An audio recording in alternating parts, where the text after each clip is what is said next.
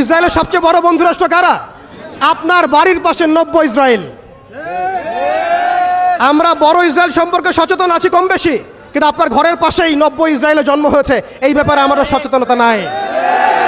তারা সংসদ ভবনে তাদের সংসদে ফখর করে বলছে যে আমরা 6,500 সৈন্য পাঠিয়েছি, আমাদের হয়ে যুদ্ধ করছে। নাউজুবিল্লাহি মিন যালিক।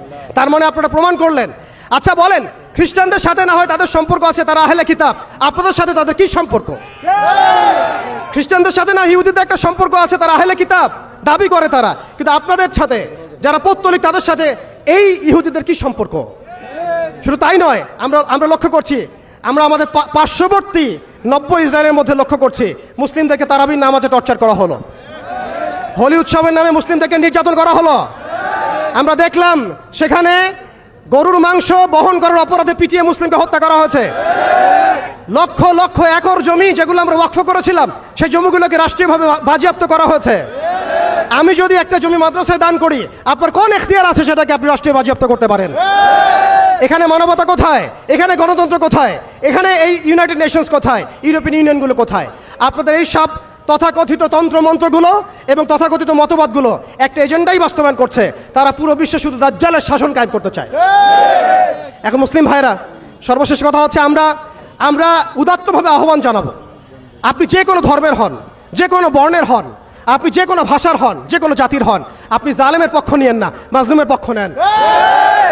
এখানে আমরা আপনাদেরকে কটাক্ষ করতে আসি নাই, আমরা সত্য উন্মোচন করতে আসছি। আপনি জালেমের পক্ষ নিয়েন না, মাজলুমের পক্ষ নেন। আল্লাহ চান তো কোনো না কোনো দিন আল্লাহ আপনাকে হেদায়েত দিবেন ইনশাআল্লাহ। আপনি মানবতার দাবি থেকে এই জায়গায় দাঁড়ান।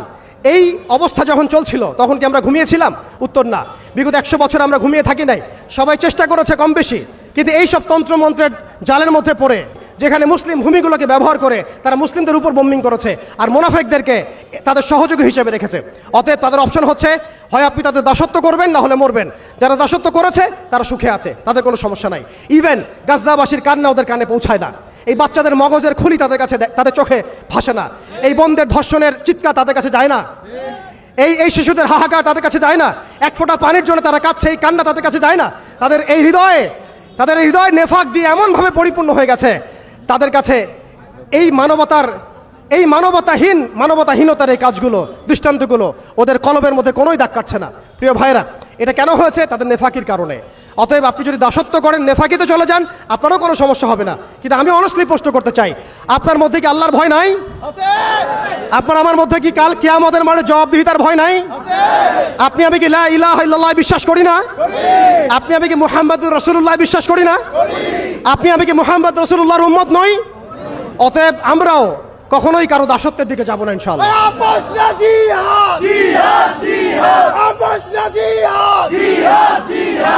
আমরাও ইনশাআল্লাহ তাআলা কোশ্চিনকালে এই জায়নিস্ট মুভমেন্টের, এই পশ্চিমাদের, এই দাজ্জালের অনুসারীদের দাসত্বের মধ্যে কখনো যাব না ইনশাআল্লাহ।